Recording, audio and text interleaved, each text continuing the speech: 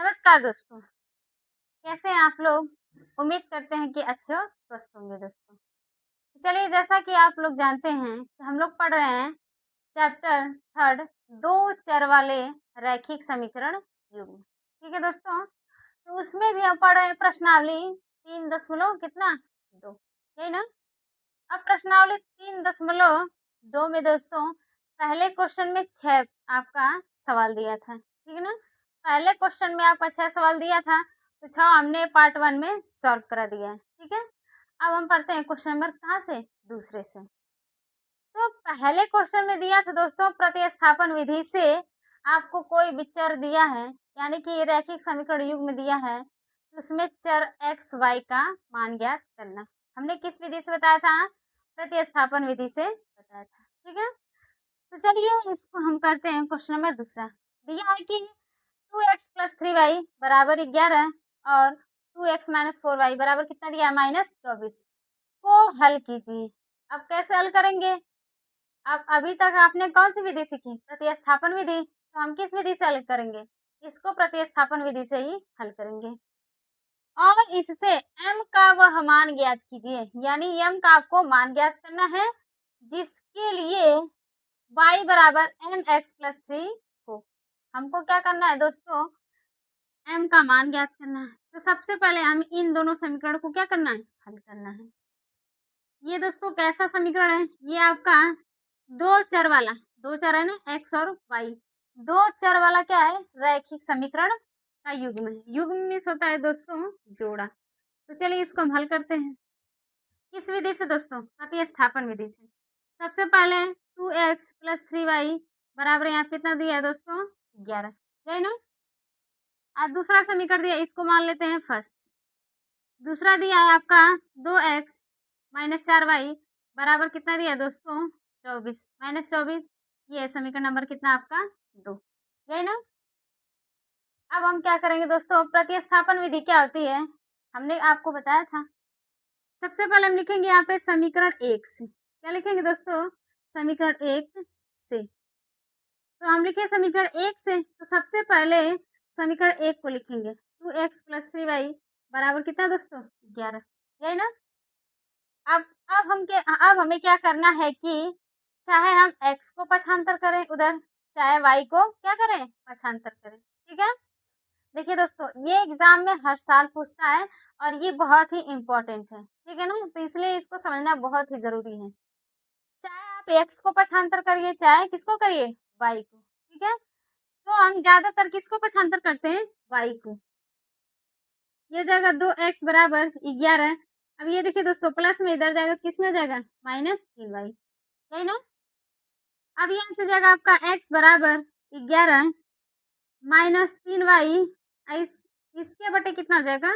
2, क्योंकि ये गुणे में है, बराबर किधर आएगा? किस में जाएगा? भाग में, यही ना? आपको एक चीज़ याद रखनी है कि किसी भी तरह आपको इधर सिर्फ x रखना है। क्या रखना? x, ठीक ना? अगर आपको यहाँ पे y पक्षांतर कर रहे हैं तो इधर सिर्फ x बचना ही चाहिए। कोई भी संख्या, ना गुणे में ना भाग में, कोई भी संख्या नहीं बचनी चाहिए। यहाँ क्या बचा? x। ये हो गया आपका समीकरण नंबर 3। क्या हो गया दोस्तों? समीकरण नंबर 3। जैसे-जैसे हम लिख रहे हैं ना दोस्तों, जैसे-जैसे बता रहे हैं, उसी तरह स्टेप बाय स्टेप आप भी क्या करिए? इसको करते चले जाइए, ठीक? अब हम लिखेंगे दोस्तों x का मान समीकरण नंबर 2 में रखने पे। अब आप सोचेंगे कि हम 1 में क्यों नहीं रख सकते? अब आप सोचेंगे कि हम 1 में क्यों नहीं रख सकते? क्योंकि दोस्तों हम 1 को ही तो हल किए तो इतना आया है कि नहीं? तो इसीलिए x का मान हम किसमें रखेंगे? दोस्तों समीकरण नंबर 2 में। तो चलिए रखते हैं। तो सबसे पहले हम लिखेंगे x का मान समीकरण 2 में रखने पर, ठीक है दोस्तों? इसमें x का मान समीकरण नंबर 2 में रखने पर। तो समीकरण 2 में रखने पे तो सबसे पहले हम समीकरण 2 क्या करेंगे दोस्तों? लिखेंगे 2x - 4y बराबर कितना? -24, यही ना? हमको किसका मान रखना है? x का। x बराबर ये पूरा है 11 - 3y पूरे के बटे कितना?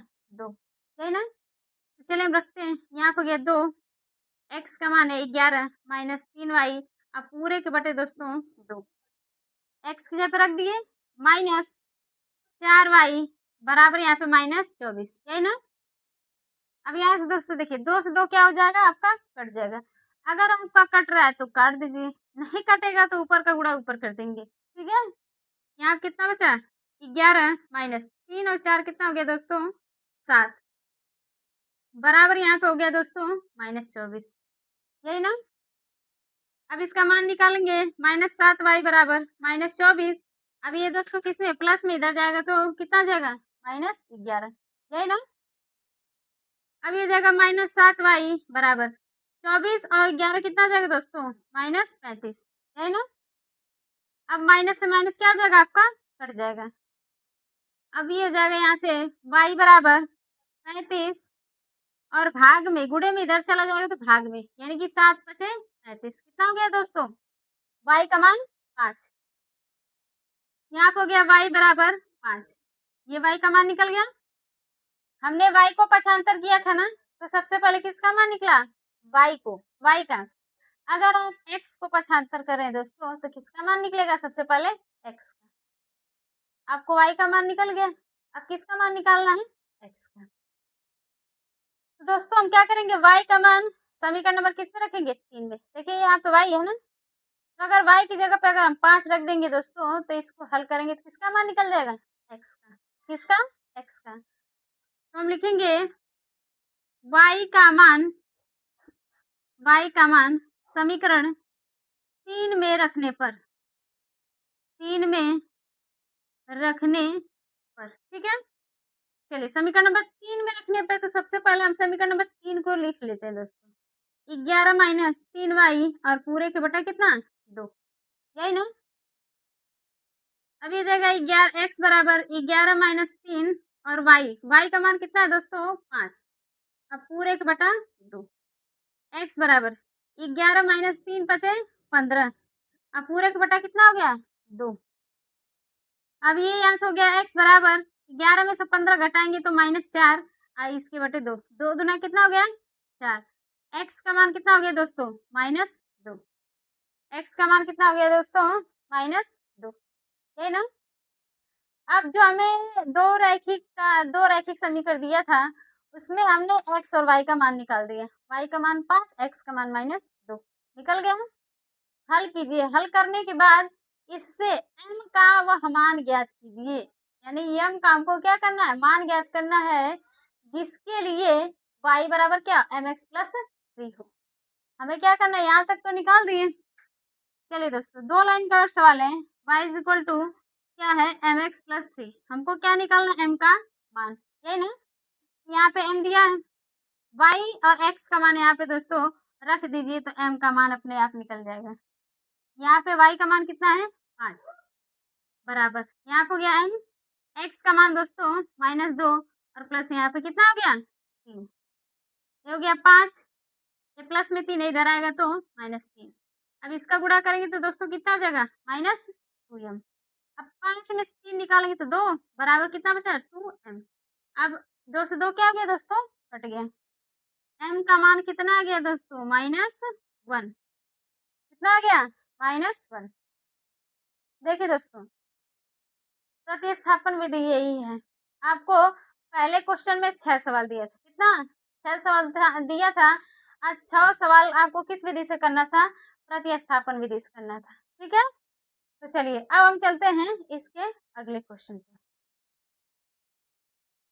अब देखिए दोस्तों, अब तीसरा क्वेश्चन दिया है कि निम्न समस्याओं में रैखिक समीकरण का युग्म बनाइए। क्या बनाना है, सबसे पहले रैखिक समीकरण का युग्म मतलब जोड़ा बनाना है, और उनके हल प्रतिस्थापन विधि द्वारा ज्ञात कीजिए।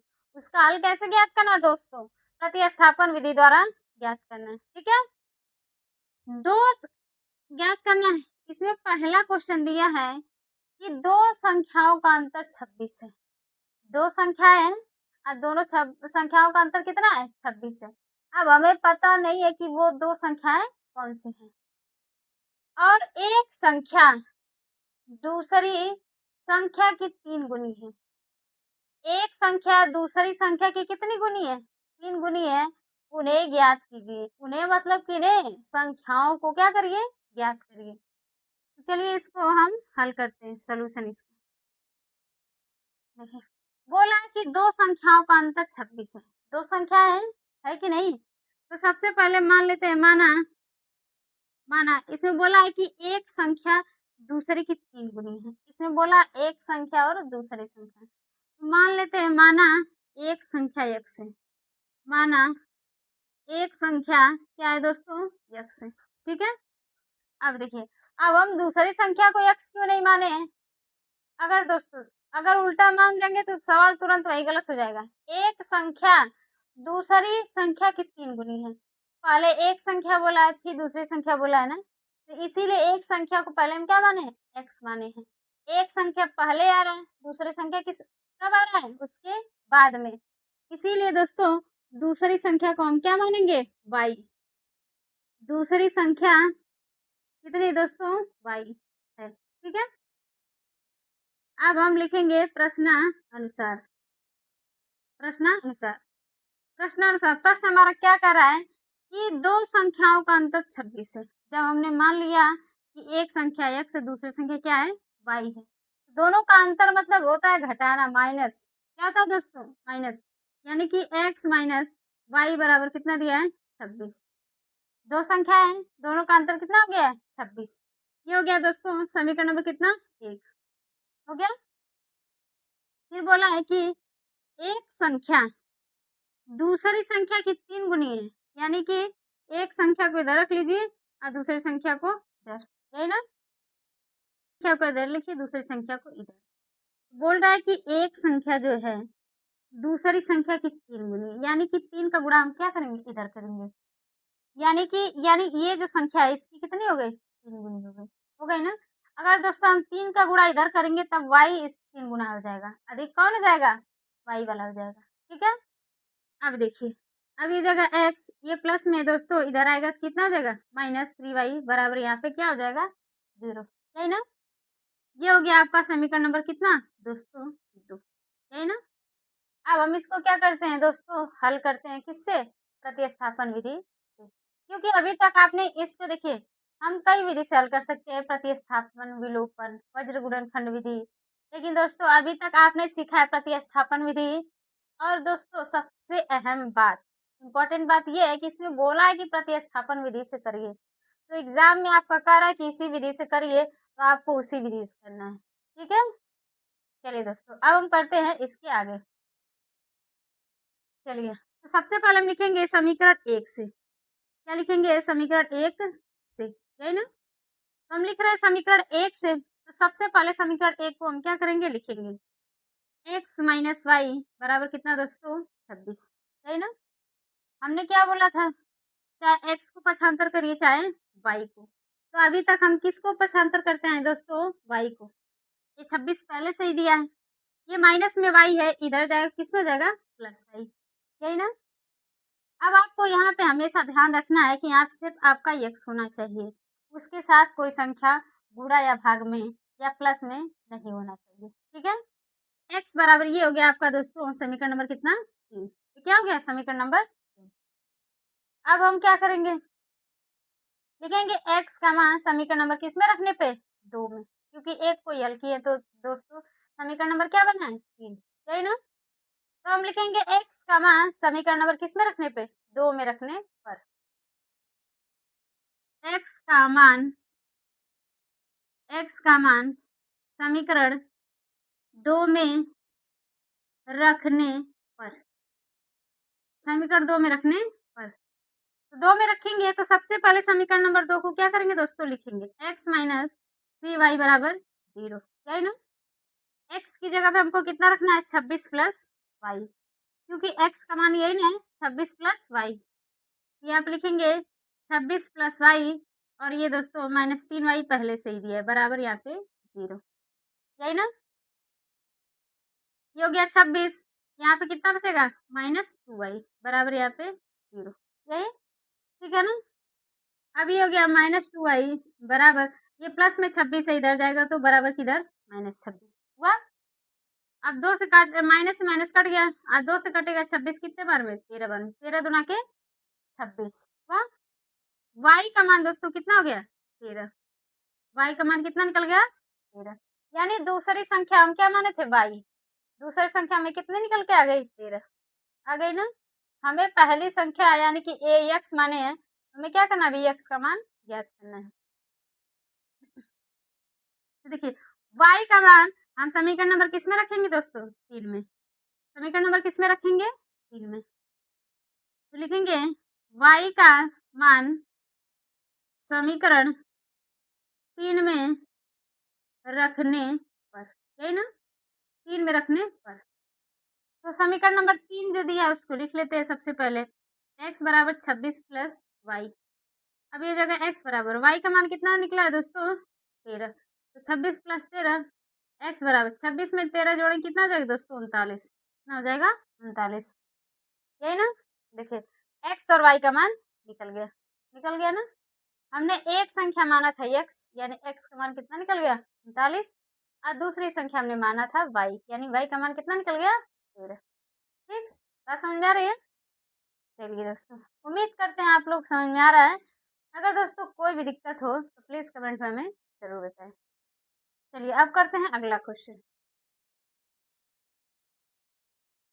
अब देखिए दोस्तों, दूसरा क्वेश्चन दिया है कि दो समपूरक कोणों में बड़ा कोण छोटे कोण से 18 डिग्री अधिक है, उन्हें ज्ञात कीजिए। सबसे पहले बड़ा कोण क्या है, छोटा कोण क्या है, उसको हम बाद में समझेंगे। सबसे पहले ये जानेंगे कि समपूरक कोण किसे कहते हैं। सबसे पहले क्या जानेंगे कि समपूरक कोण किसे कहते हैं। देखिए दोस्तों, जिन दो कोणों का योग जिन दो कोणों का योग 180 डिग्री होता है उसे हम कहते हैं समपूरक कोण। ठीक है, किसी भी सवाल में दोस्तों अगर आयत से रिलेटेड पूछ रहा है, वर्ग से रिलेटेड पूछ रहा है, पूरक कोण पूछ रहा है, समपूरक कोण पूछ रहा है दोस्तों ना, तो सबसे पहले आप उस चीज के बारे में जानिए कि आयत क्या होता है, वर्ग क्या होता है, संपूरक कोण क्या होता है, तभी आपको सवाल समझ में आएगा। ठीक है ना? नहीं तो हम सिर्फ समीकरण बना देंगे, आप रट लेंगे, बस इससे ज्यादा और कुछ नहीं होगा, लेकिन आप कॉन्सेप्ट से वंचित रह जाएंगे। ठीक ना? तो सबसे जो सवाल में पूछ रहा है सबसे पहले उसकी परिभाषा जानिए कि हम कहते किसे हैं। ठीक है, बोला संपूरक कोण, है ना? तो संपूरक कोण दोस्तों सबसे पहले हम इसकी डिफिनेशन लिखते हैं। संपूरक कोण, संपूरक कोण इसको इंग्लिश में बोलते हैं कॉम्प्लीमेंट्री एंगल। क्या बोलते हैं दोस्तों? Complementary angle. देखिए संपूरक कोण, जिन दो कोणों का योग जिन दो कोणों का योग दो कोणों का योग योग 180 डिग्री हो 180 डिग्री हो तो उसे हम समपूरक कोण कहते हैं। उसे हम क्या कहते हैं दोस्तों? समपूरक कोण कहते हैं। ठीक है दोस्तों, जैसे जैसे देखिए, जैसे जिन दो कोणों का, ये तो आप जानते हैं ये आपका कितने डिग्री का? 180 डिग्री है दोस्तों, 180 डिग्री है ना? तो ये बोला दो कोणों का योग कितना होना चाहिए? 180 डिग्री। मान लीजिए दो कोण, ये आपका हो गया 90 डिग्री का, और ये भी कितना हो गया? 90। यानी दोनों को जोड़ोगे तो 90 90 कितना हो गया? 180। हुआ कि नहीं हुआ? अब देखिए, जैसे अब ये आपका हो गया, मान लीजिए ये आपका कितना हो गया? मान लीजिए ये हो गया। ठीक है, ये मान लीजिए आपका कितने डिग्री का है? ये आपका 30 डिग्री का है, और ये पूरा मान लीजिए आपका कितना है? 150 डिग्री का। कितना है? 150। यानी दो कोणों का योग कितना होना चाहिए दोस्तों? आपका 180 डिग्री होना चाहिए। उसे हम क्या कहते हैं? संपूरक कोण। ठीक है, ये तो हो गया संपूरक कोण। अब हम चलते हैं सवाल पे। ठीक है, चलिए।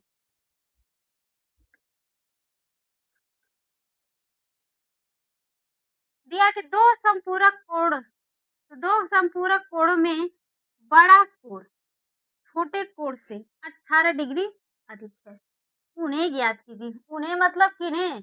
बड़ा कोण को और छोटा कोण को हमें क्या करना है? ज्ञात करना है। तो सबसे पहले आपके दिमाग में ये आ रहा होगा कि हम बड़ा कोण किसे मानेंगे और छोटा कोण किसे मानेंगे, यानी बड़ा कोण को हम x मानेंगे कि छोटा कोण को x मानेंगे।